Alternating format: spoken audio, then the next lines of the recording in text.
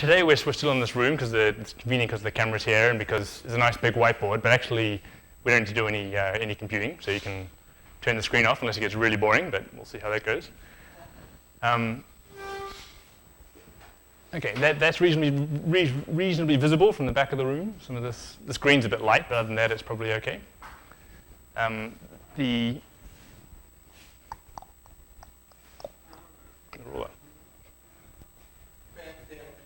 Oh, that's okay. Okay, so just to give an idea of the whole course that we've been doing, this was the original plan, and it's not a terrible plan, but it's still not completely going to work out exactly to plan.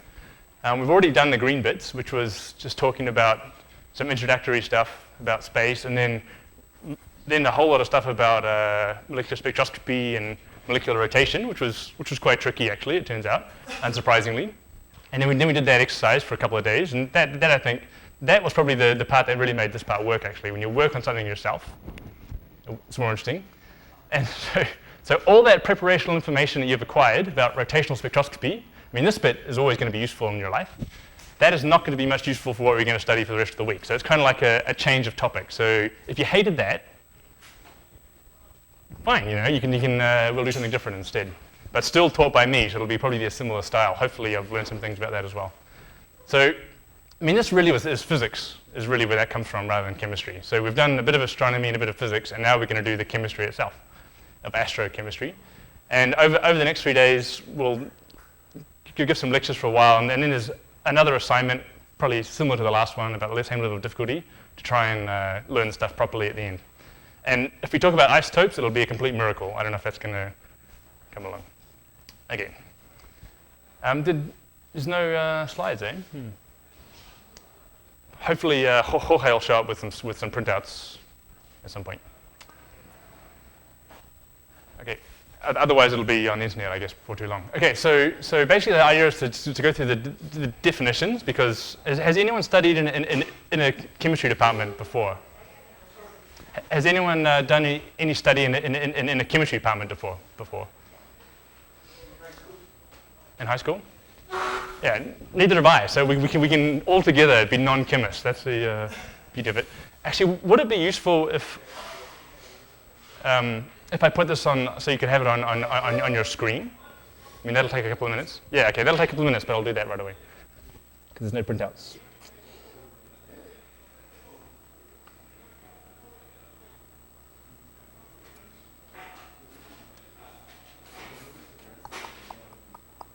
Down.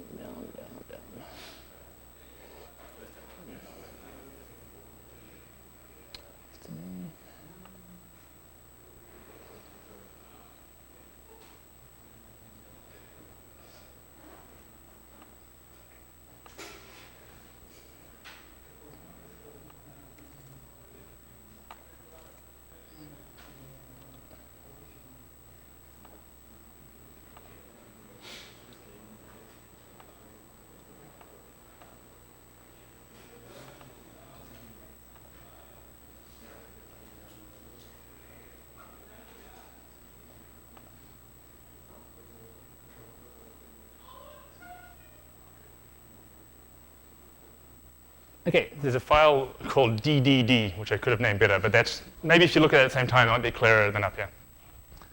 But you still need to listen to me, somewhat.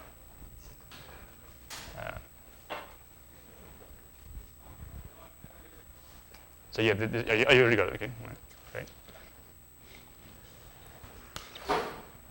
Okay, so yeah, so we're going to look at the definitions, because it's kind of a new subject, so we need to make sure the letters are correct. And then we're going to look at some chemical equations, which is reactions, basically.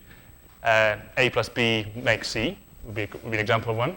And then finally, I mean, that's pretty general. You could take that into a course about chemistry or combustion or atmospheric chemistry, but then we need to look at the special circumstances of the interstellar medium, because it's such low density, there's hardly any material, for one thing. It's very cold in some cases. That is a special kind of chemistry happens there.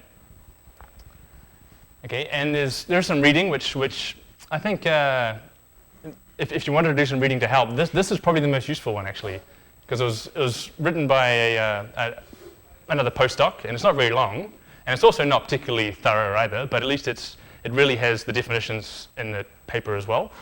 Whereas this one, which you might already have downloaded possibly, includes a lot more stuff. It includes all the things about the interstellar medium, the physical astrophysics, as well as the astrochemistry.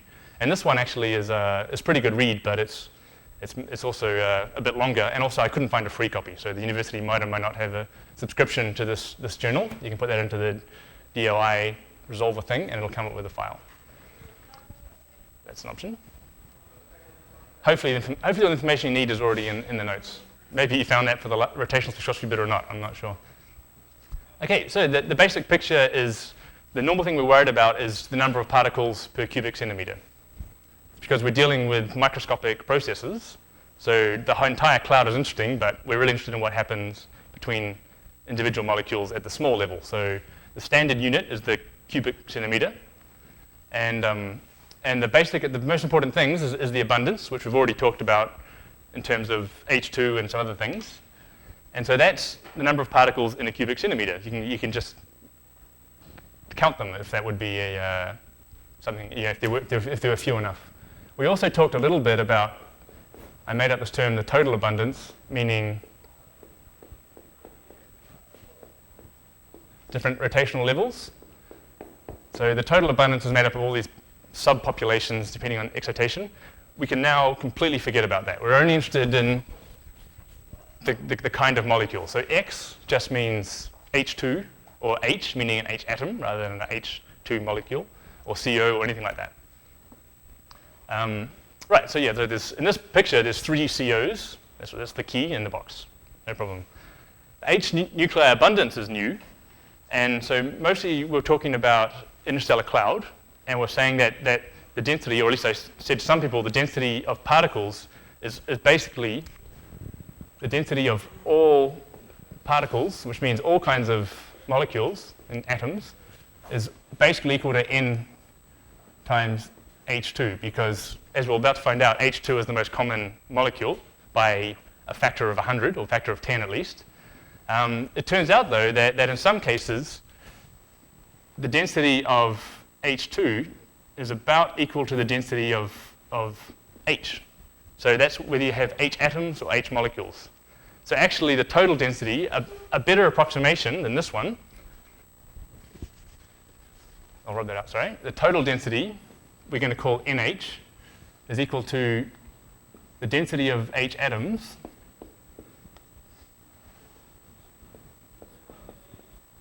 plus 2 times the density of H molecules.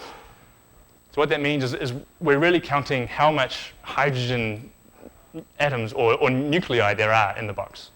So it's kind of so this is important to remember, because the reason for this is that if you have a change in this value, I wasn't going to talk about it yet, but basically if you have an interstellar cloud going this way, and you have a star over here, which is irradiating this with a lot of radiation, then the important effect is that if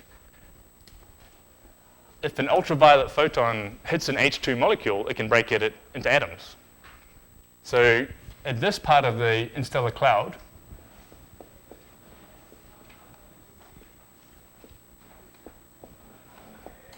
we have a lot of H atoms, and in this part of the interstellar cloud, we have a lot of H molecules.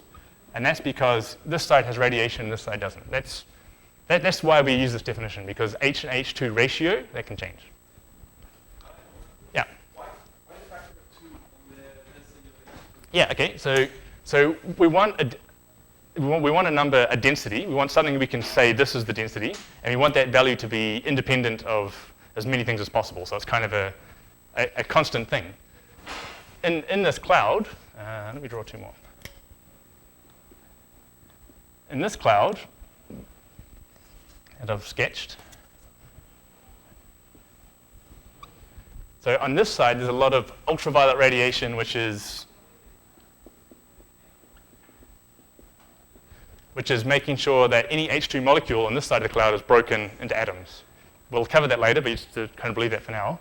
So that here, for example, you'd have 6 hydrogen atoms. On this side, you have 3 H2s. You have the same number of hydrogen nuclei. The actual massive part is the same. So that formula will give you the same density at this point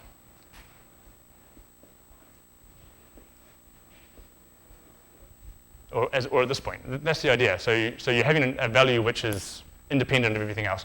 Maybe, actually, okay, what it really is the elemental abundance of hydrogen. So how much of the element hydrogen you have. I mean, if you have a molecule made of two atoms, they're still the same element. Anyway, that's a pretty important point. So if that's not clear, we can get some more. Because this value in X, the abundance of, for example, carbon monoxide is 3. We hardly ever use in observational astronomy. The H nuclear abundance, if someone says the density of this cloud is 10,000, this is what they mean. So actually, yeah. Wouldn't it be there instead of n h would be n of h? Like, what's the difference between the parentheses?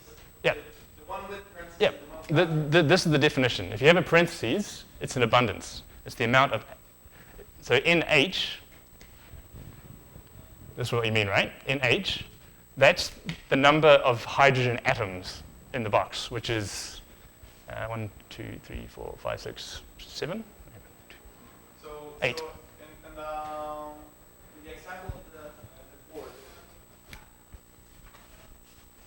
would it be with or without parentheses? So those are two different quantities.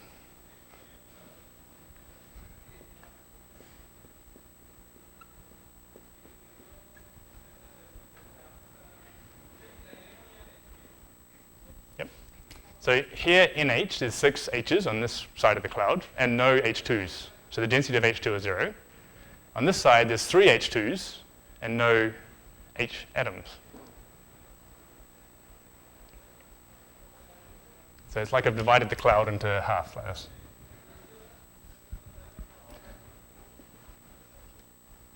Whereas N with the H below is defined by this formula. It's a whole different variable actually.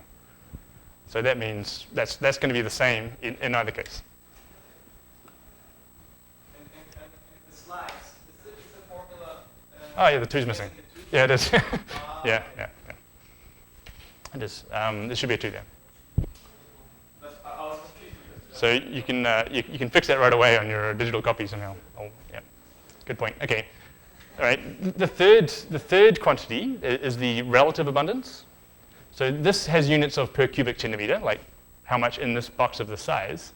The relative abundance means how much compared to the H's.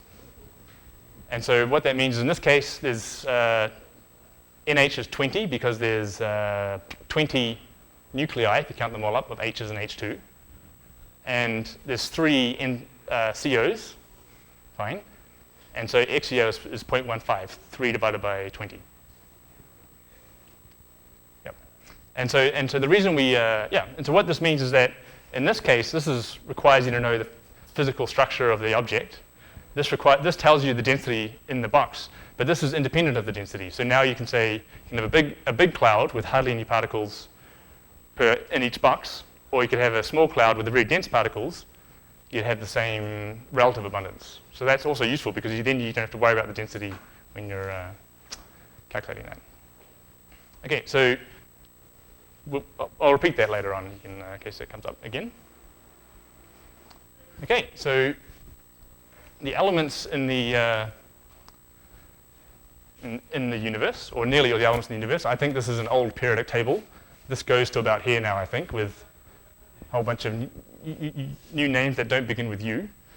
But this you've probably seen before, but it's all the elements known at this time. And I've divided them into groups. Hydrogen is the important one up there. All this side is the non-metals. Everything on this side is called a metal. It's probably, I'm sure you covered that possibly in high school chemistry. Some other ones over here, some ones down here that we hardly ever talk about. Okay, so this is the full picture of elements. If you then think about what's important in astronomy, you get a much smaller periodic table. So, and in this case, they've also scaled the size of each box according to how much of that element there is in the universe. This is probably the one key point of astrochemistry, is that it's not the same as in the laboratory where you have a lot of oxygen and nitrogen and whatever else you add. You've basically got hydrogen. Like 90% of all the numbers of particles is hydrogen, but because hydrogen is so light, it weighs one mass unit, everything else weighs a lot more. The actual fraction of mass is a bit lower, but the fraction of number is 90%. Because if you think of what else there is in the universe, 10% of the universe is helium. So the combined ratio is 99.1% or something, is hydrogen and helium. And only then do you need to worry about everything else on the periodic table. And even then, you don't have to worry about most of what's on the periodic table. The next three most abundant elements are carbon, nitrogen, oxygen. And so everything else is even smaller than that. So really, you've got hydrogen. In fact, there's plenty of astronomers who are studying galaxy formation and star formation who only think about hydrogen. They ignore everything else. Maybe helium, because there's 10% of that. In astrochemistry, we're actually interested mostly in hydrogen and C, N, and O. So that's this big box, and these three boxes are what we mostly talk about. Helium we don't worry about very much as much in astrochemistry, because helium is a noble gas, or a rare earth gas, which means that it doesn't react very much. I mean, if there's a helium atom in the atmosphere, which there's probably a few, they just float around and do nothing. So that's chemically not so important. Okay. So the area is the number of the elements, the amount of that element in the universe, and the numbers are these relative abundances. So the relative abundance of hydrogen is 1. That's because relative abundance is abundance divided by the abundance of hydrogen. So that's 1. Yeah. So that's 0.1. And these numbers are they're meant to be all 4, 1, or 6, all by times 10 to the minus 4. So for example, carbon has an abundance of 4 times 10 to the minus 4, meaning that for every 10,000 hydrogens, you have 1 carbon. So you can really picture a box where there's 3 carbon monoxides, fine, 3 carbons and 3 carbon monoxides. So there should be 30,000 hydrogens in that same box. That's how dominant hydrogen is over everything else. Okay, and nitrogen and oxygen are a bit less, or a bit less for nitrogen, a bit more for oxygen. But they're all about the same order of magnitude, 10,000 hydrogens for every 1 carbon, nitrogen, or oxygen. And these ones are a bit smaller still. Okay, and all the other stuff like aluminium or lead or uranium. Sorry, I got lost. Yeah. Carbon has relative abundance of 4. Yeah, so on this graph, these are all times 10 to the minus 4. So 4 times 10 to the minus 4, 1 times 6 times 4. 4 times? Yeah.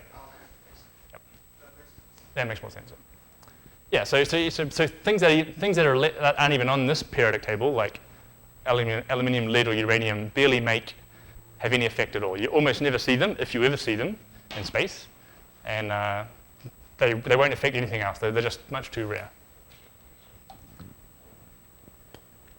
So that's a bit different to most other places in the world. Okay, and so this is kind of going back a little bit to the observational side of things. So this graph tells us the total number of molecules that have been positively identified in the interstellar space. The total number now, I'll show you, is about 200. And this graph is the year where they were discovered. So the first one, and we saw a graph of this like 3 times, the first molecules were CH, CH+, and CN. And those were seen in absorption towards Rho Ophiuchus. That was a couple times. Then OH was also seen in absorption in the visible spectrum some decades later. And these two, H2O and NH3, water and ammonia, that was seen with the first radio telescopes. Not like ALMA, but the radio telescopes that were where the radio waves are like this long. They were not millimeter wavelength, but centimeter wavelength, or tens of centimeters. So we haven't talked about those observations at all. It's a whole other kind of spectroscopy, but it's also interesting. But then once you have radio telescopes at this point, and a couple of years later they have millimeter telescopes like ALMA, like earlier versions of ALMA, things take off, because now you're observing rotational spectroscopy. And that's why of all the kinds of spectroscopy we talked about that, because that's the one that's most useful for observing molecules in space. That's what led to this explosion of discovery. And it continues with the moment. Yep. Okay. So that's pretty cool, that graph, I think. Minute?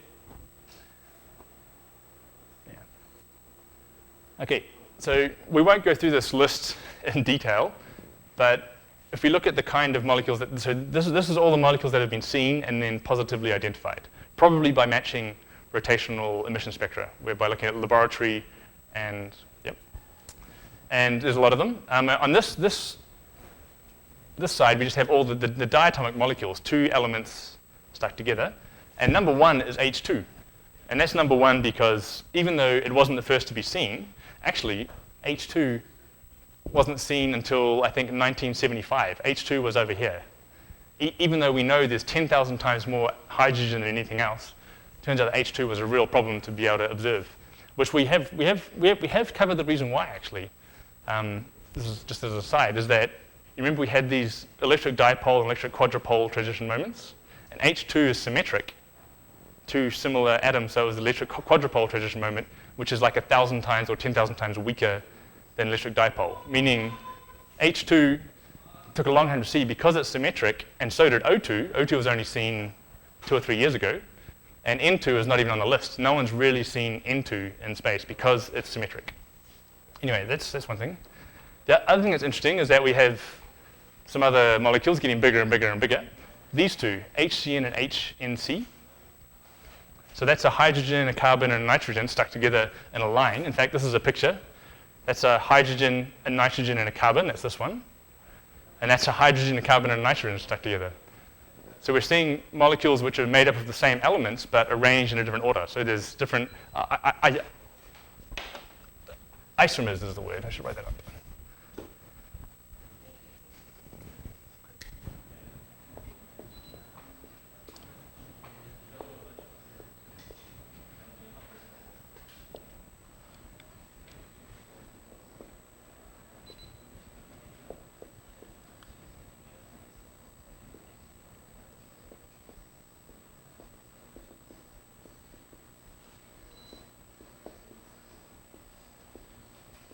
Okay, so those are. Sorry.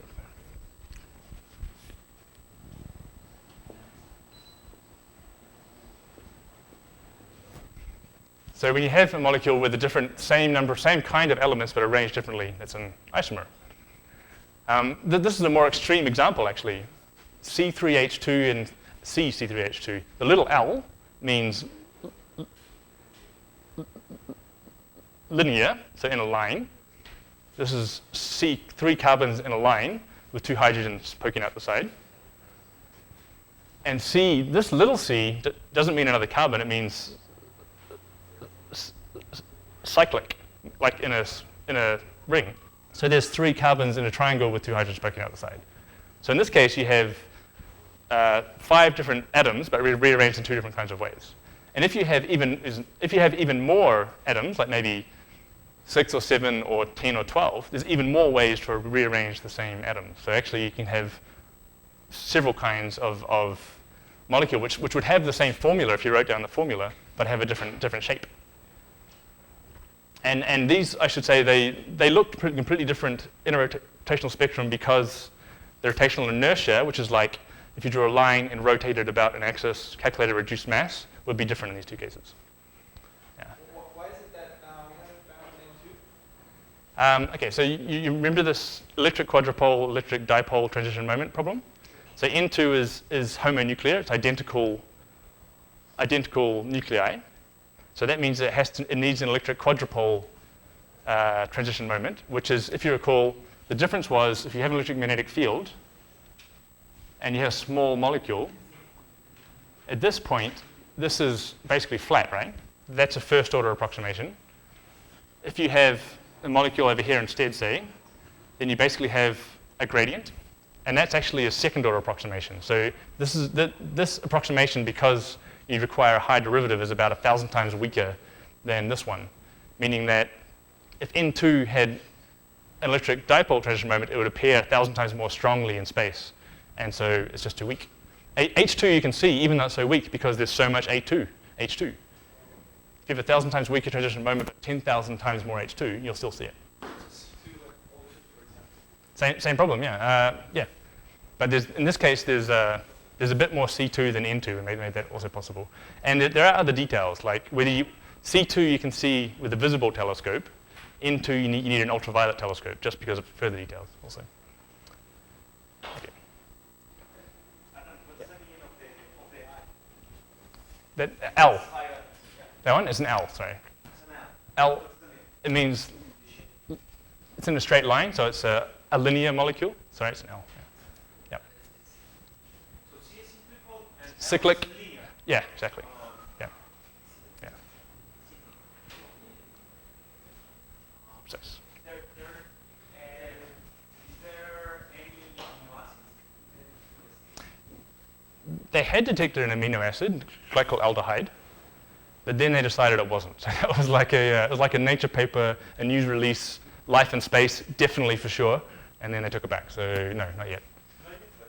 Maybe on the comet, the Rosetta mission to the comet. I don't think they've released the results, but if they might have seen something, that's I think actually a pretty good chance, because as you can see, if you go to the bigger ones, 8, 9, 10, 11, or 12 atoms, there's some huge stuff, like basically almost as big as an amino acid. So at some level, it must be out there. This I won't talk about at all, except to point out two of these molecules. Benzene, so it's cyclic, it's in a ring, and it's a picture of it. And so that's the smallest carbon molecule you can have. Well, that's not true. It's the smallest carbon ring where you have these 6 molecules in a ring, and the hydrogen on the outside, which is that turns out that seems to be it's extremely stable, meaning that once you form this molecule, it's hard to destroy it again. So benzene is an important step. These are all interesting, but this is an important step because once you form benzene, you have a stable molecule compared to a lot of these others, which are kind of not so stable, turns out.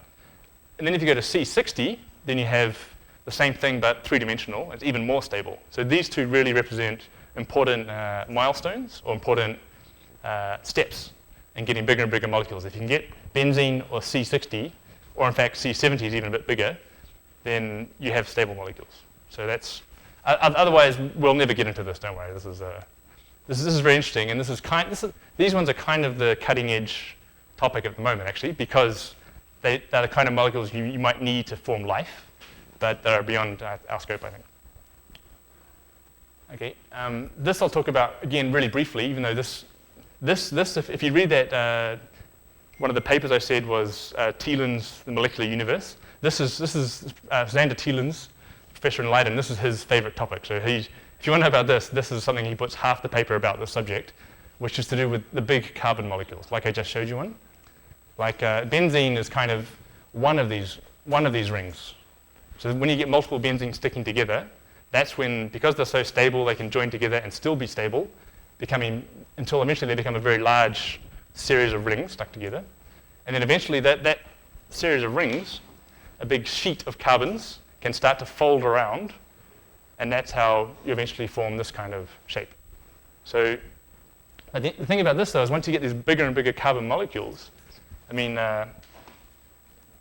this distance between any two is about, 0.1 nanometers. So once you have 10, then it's about 10 nanometers. And once you start having 100, this can get bigger and bigger and bigger. You could have 100 carbons together. That's about 10 nanometers. And the thing is, a dust grain, I said, when we were talking about that, is about 100 nanometers. So you have a big carbon molecule, which is so big, and a dust grain, which is about this big, and probably other things in between. And so at some point, you've not got a molecule, you've got a rock. So this is kind of where the chemistry meets the physics, actually, in this kind of subject. So this is interesting, but not what we will talk about also. Okay.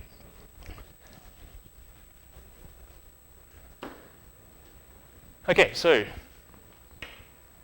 So chemistry is really about not molecules in a box, but molecules in a box reacting with one another, forming new molecules in a box. That's like the evolution of it. And so this is the box. In this case, we're down to one kind of element again. Maybe hydrogen atoms would be a good example. It has its density, so this is the number in the box. Has a temperature, and we've talked about that a lot. The velocity of these molecules has a distribution. Some are fast and some are slow. But we'll just worry about the average, because now we're beyond that detail. And so the higher the temperature, the faster the average speed of those molecules in the box. Okay, and so the question is, how often will they react? And the first thing that has to happen is they have to collide with one another. So let's talk about that. So in this box, if we imagine two things. Yep.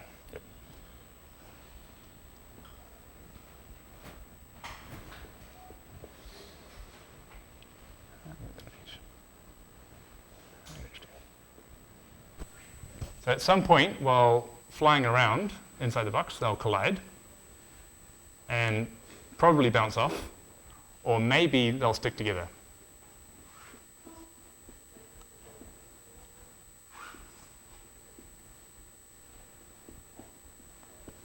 So they'll come together at some point, and maybe they'll just bounce off each other or stick together. In this case, we're going to only worry about the collisions, meaning that this is just the picture we're interested in. And the idea is this, that if you have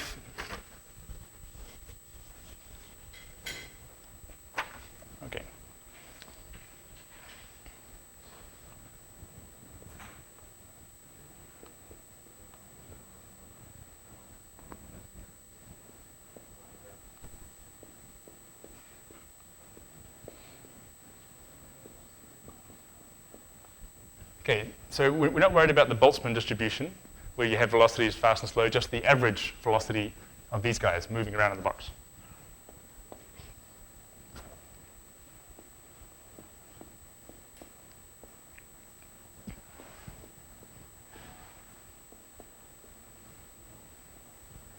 Okay, now it might be a nice question, or I don't think I'll set it, but it might be a nice question to prove that when you have the Boltzmann distribution, the average velocity is equal to this formula.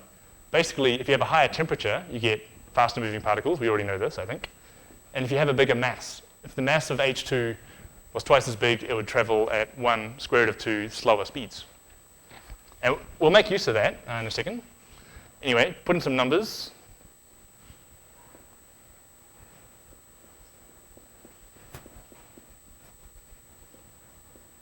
So let's not bother with that one.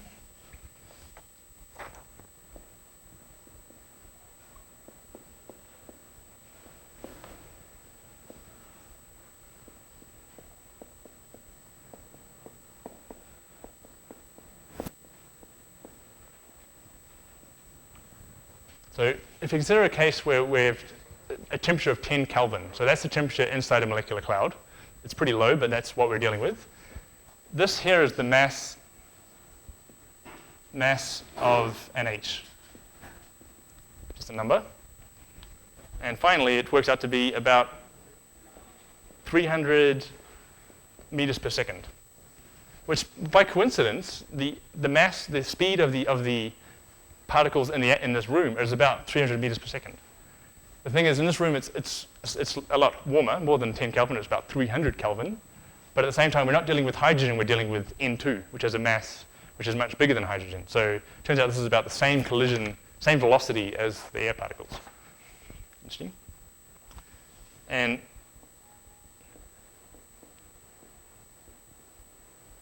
as you'll find out, we pretty much always work not in meters but centimeters in the subject. So that's 3 times 10 to the 5 centimeters per second. Okay. All right, so that's the velocity of the H2s. Question is now, if we have an A, and if this is our A sitting here, and this is our H2 zooming along, like that. Because we have a radius here and a radius here, turns out that would count as a collision. So we're interested not just in whether they exactly collide, but whether they collide within the size of the molecule. Another way of drawing that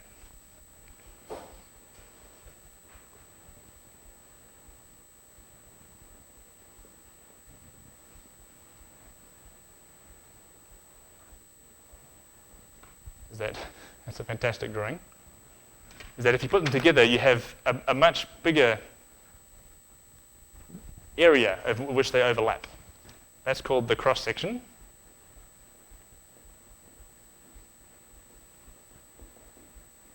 And that has a formula.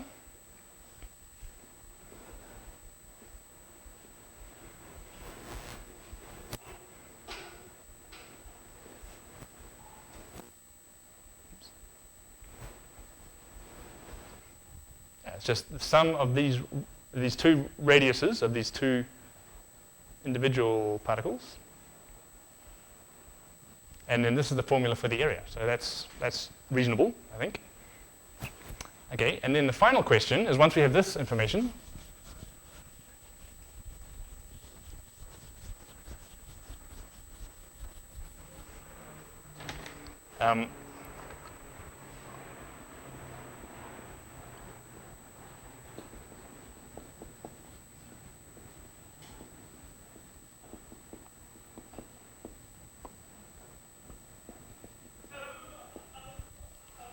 we want to know what is the probability in 1 second per unit per time that these particles will collide.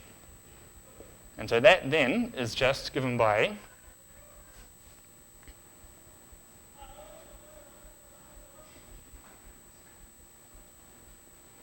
if this H2 is moving, if this is how far it moves in 1 second, then that means in 1 second it's filled up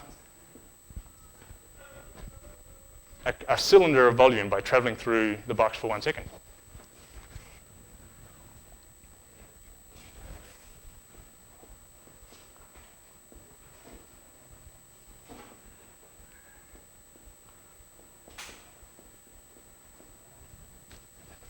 And so the question is, in 1 second, how much volume can this H2 flying through the box cover?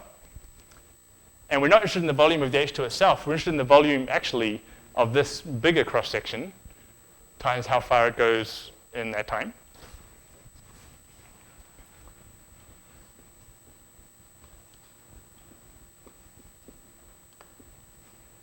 And that is equal to yes. Sorry, I didn't color this.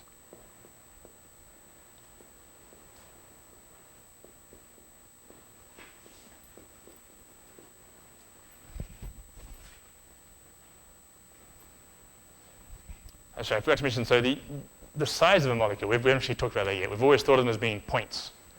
And the size of a molecule typically is about 10 to the minus 10 meters. That's why I said the difference between carbons in one of those carbon rings is about 0.1 nanometers.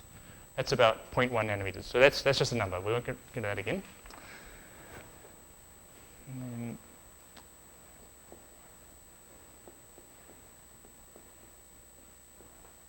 Okay.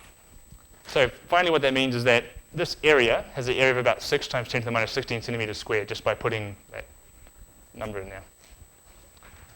Okay. Finally, so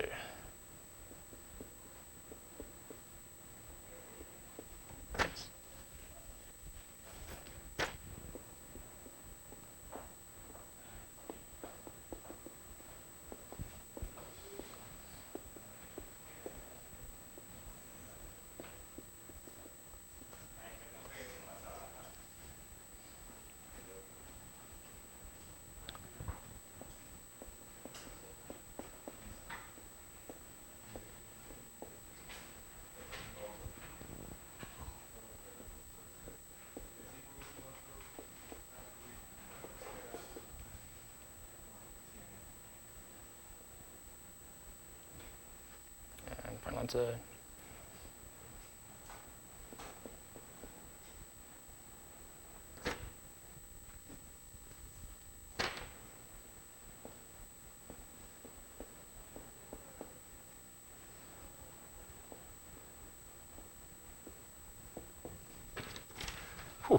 Okay.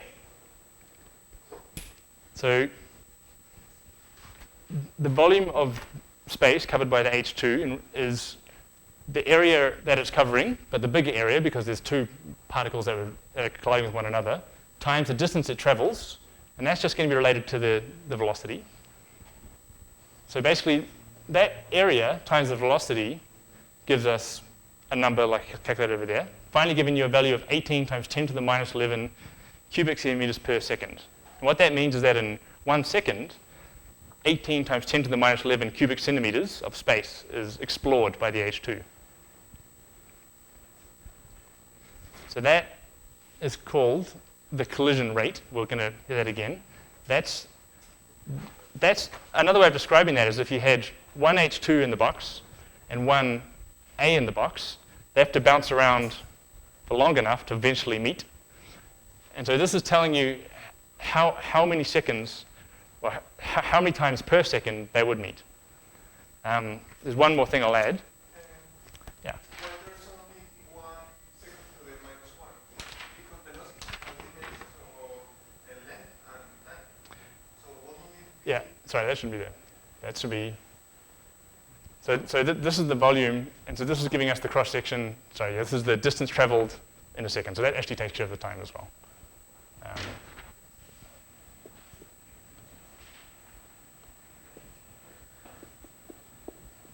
That's better. Yep. Okay, now, so we're almost at the end now. So the question is then, this is basically how frequently this would happen if there was one H2 and one A. What if there was a more reasonable number of H2s? For example, if we had the case where the number of H2s in the box was 10 to the 4, 10,000 particles. So any one of them could collide with this particle A. It's kind of vulnerable to any kind of reaction. So then we want to work out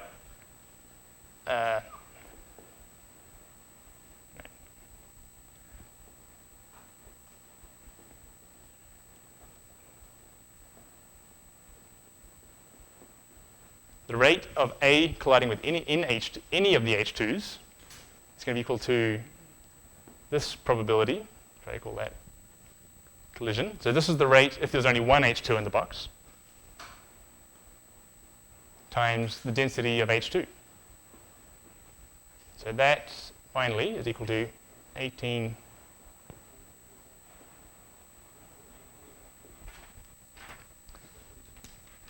So this is, if there's one H2 in the box, we multiply by that number by 10,000, because there's 10,000 in the box, we get a number 18 times 10 to the minus 7 per second.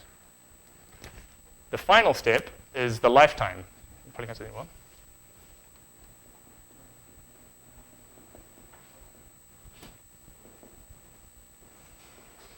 The lifetime is equal to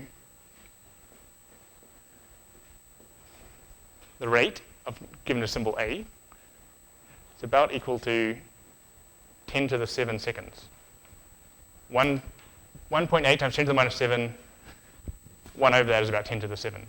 Which I think is hopefully the answer I had there. Yeah. And that's equal to about 14 days. So if you have one A particle in the box and 10,000 H2s, they'll collide once every 14 days. So that's the important thing.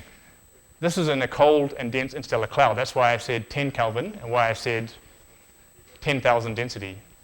In the atmosphere, we have 300 Kelvin, which means this temperature is higher. Although, as I said, the particles are more massive, but let's not worry about that. A higher temperature means more collisions. Also, in the atmosphere, there's a much higher density. There's 10 to the 19 particles per cubic centimeter, like a ridiculous amount.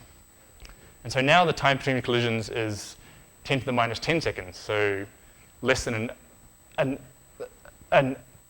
nanosecond. And so this difference, 14 days and 10 to the minus 10 seconds, the time between a collision, and combined with the fact that there's only hydrogen basically in space, this is the big difference from chemistry if you studied it anywhere else. The other thing that leads into this is that this is a picture of two particles coming together and colliding. Sometimes you can have 3 particles come together and collide at the same time. I haven't got a picture of that. So that would be all meet at exactly the same time and react. If we do this kind of calculation and we say the time between that happening is 10 to the 16 years, and that's longer than the age of the universe. So you could say that in interstellar space there has never been 3 hydrogen atoms all collide at the same time. Whereas on Earth, that happens, less often than 2 bodies, but still really frequently. So actually, this dominates chemistry on Earth, and this 3 bodies colliding all at the same time doesn't happen at all in space. Another important difference. Okay, who would like to know more about that piece of information?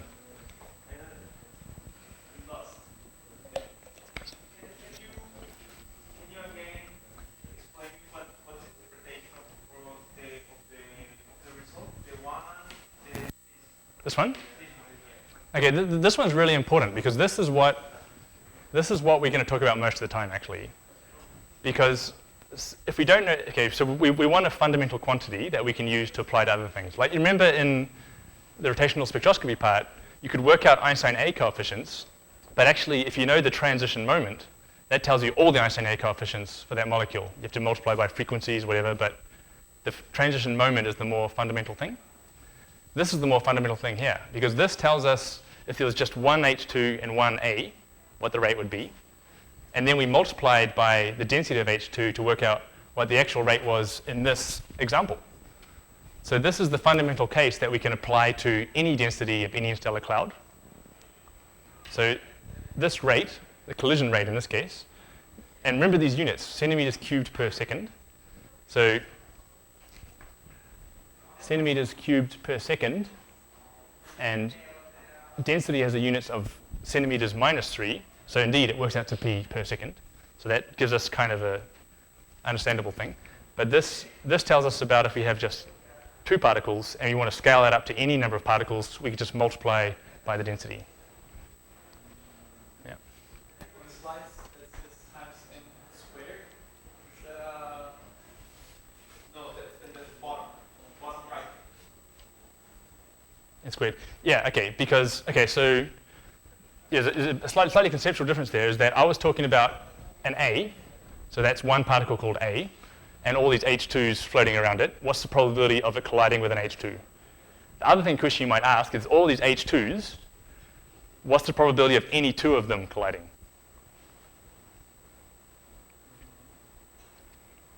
So if there's one special particle called A, then yeah, the probability is going to be this fundamental rate multiplied by the density of all the other particles it might collide with.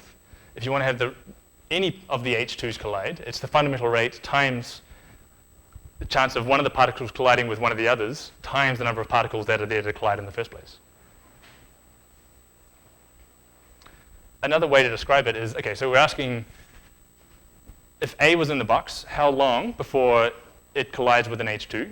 Turns out that's 10 to the 7 seconds on average. The other question you might ask is how long before any particles inside the box have a collision? So that would be, okay. We'll talk about it more, but that would be this number, if there's 2 particles, times the number of particles in the box to collide with, times the number of particles they could collide with. Anyway, it's Does that have correct dimension units? So what this is, okay, so this one has per cubic centimeter per second. So it's the number of events per second in the box. So the number of collisions per second in the box between any 2 particles in the box. And so if you have a bigger box, you have more collisions, so you need to have this unit to deal with that. Okay, so that's the physics way of looking at a chemical reaction. And it's pretty interesting, but not what the chemists normally do. Okay, I'll raise this.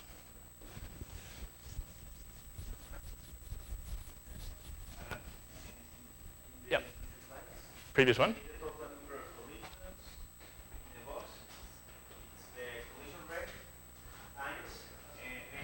Yep. Yep. It's okay.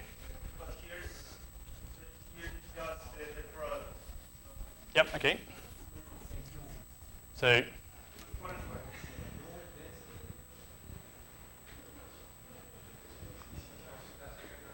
So in what I wrote over here, so you're right, this is not squared, this is just times n, right? So there's A, which I've now rubbed out, and there's a whole lot of H2s all around it in the box, like that. So the question is,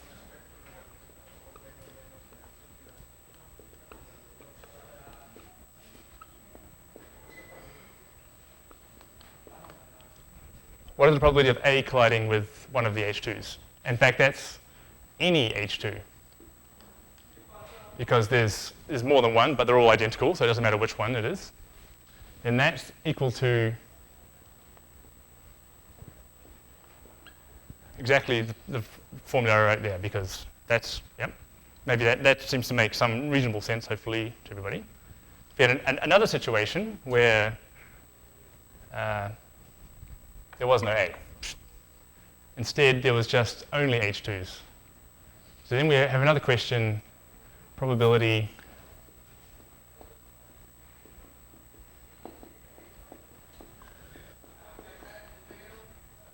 one H2 collides with another H2. And that could be any H2, and that could be any H2. They're all identical, doesn't matter which two collide. Then that's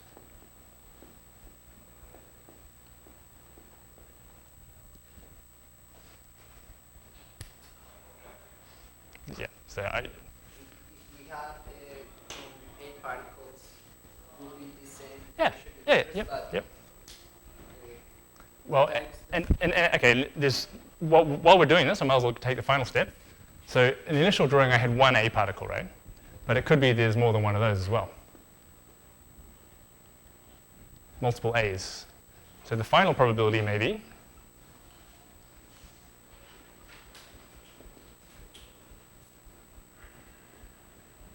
an A plus an H2. Any H2, any A.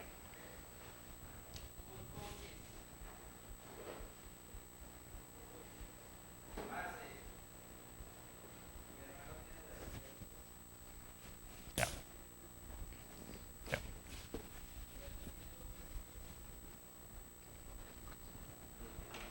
Yeah, so that's actually pretty confusing, I think, this whole thing. But it turns out, because, like I said, this is the fundamental quantity, this is what we talk about most of the time.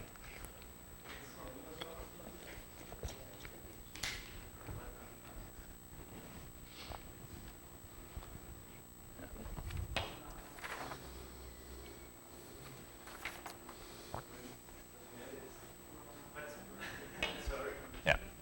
But the units of this rate, The final one. the other units are different, you know? Did I make a mistake with units? Yeah, I understand. So, yep. Well, okay, actually, maybe not, because so this is quite a general formula, right?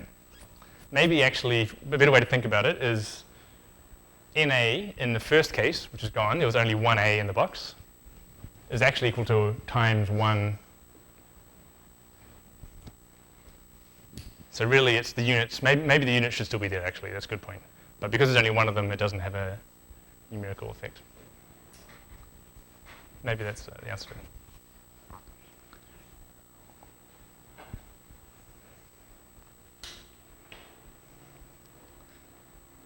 Okay.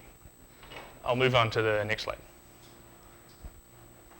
Because this slide is about as confusing as the last slide, so that's good that we spend some time on this one as well.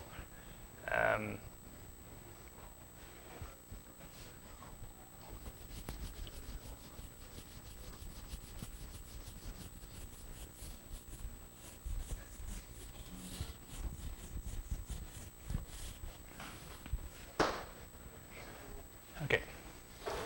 All right, so this is the basic chemical formula, which you probably saw in high school as well. You have some things on one side, an arrow, and things on the other side. In this case, we've got, okay, X, there's no element called X. There's an XE, but there's no X. So X just means some element we're not specifying. So some element we're not specifying has an H attached to it, meaning it's kind of looks like this, XH, whatever X is, we don't know. And H2, so they're both in the box. they collide, and one of the H's from the H2 goes over and sticks on the XH. That's the reaction. That's where things don't just collide, they actually change in the process. Okay, so now we're just going to think about forgetting the collision part and just think if they do collide. Let's assume that happens. What happens then? Because that's like the next stage of the thing. And what this graph is showing is if they collide, this is where they collide, on this side. And they collide at kind of, they collide at big distance. Maybe I showed this picture. Now it's an XH and an H2, like that, and they've just touched. So that's the beginning of the collision. A moment later, they kind of morph together, and then they bounce off.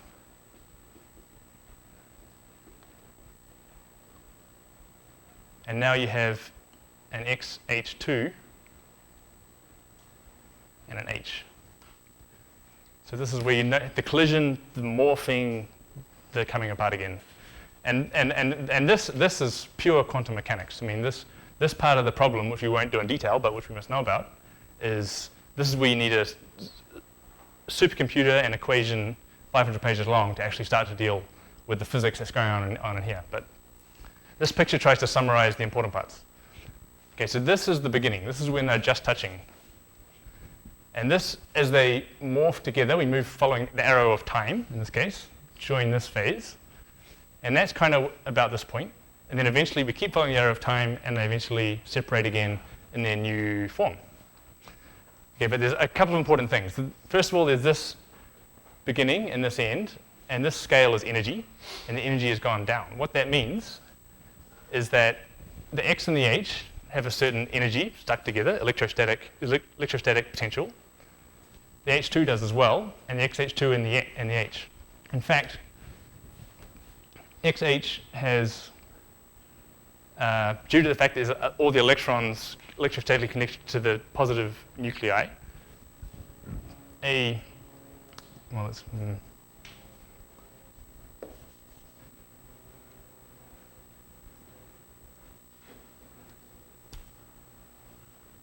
let's come back to that. So perhaps a simpler picture is if you have an H atom.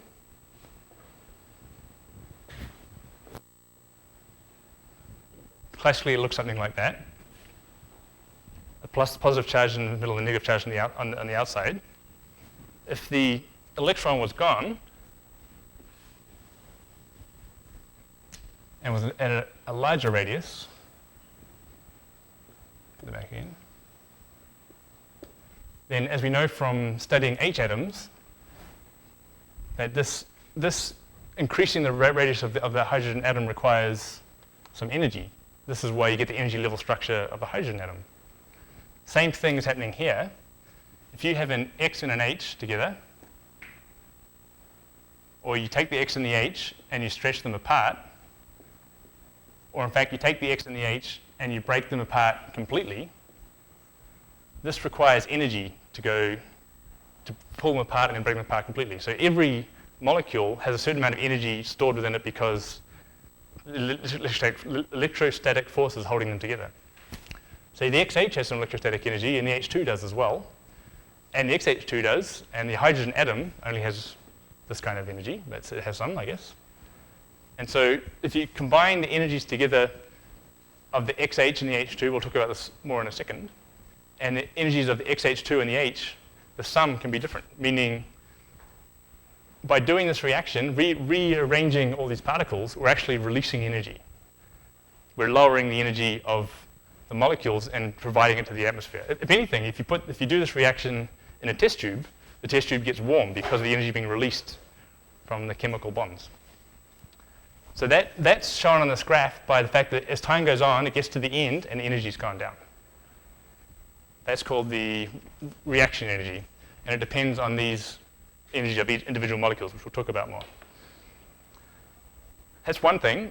What about the bump in the middle? That's another problem. Right, it's a terrible diagram.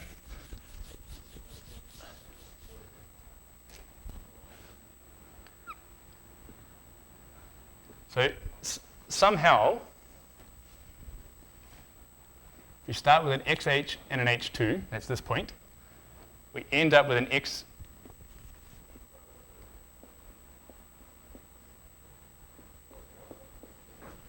We end up with an XH2 and an H. There's been an H hydrogen move across there.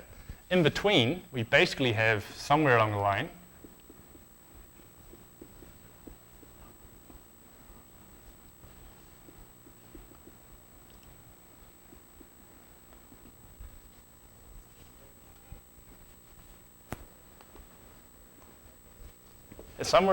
this H2 breaks into two H atoms, and one of those H atoms moves to the H2. It's kind of an intermediate step.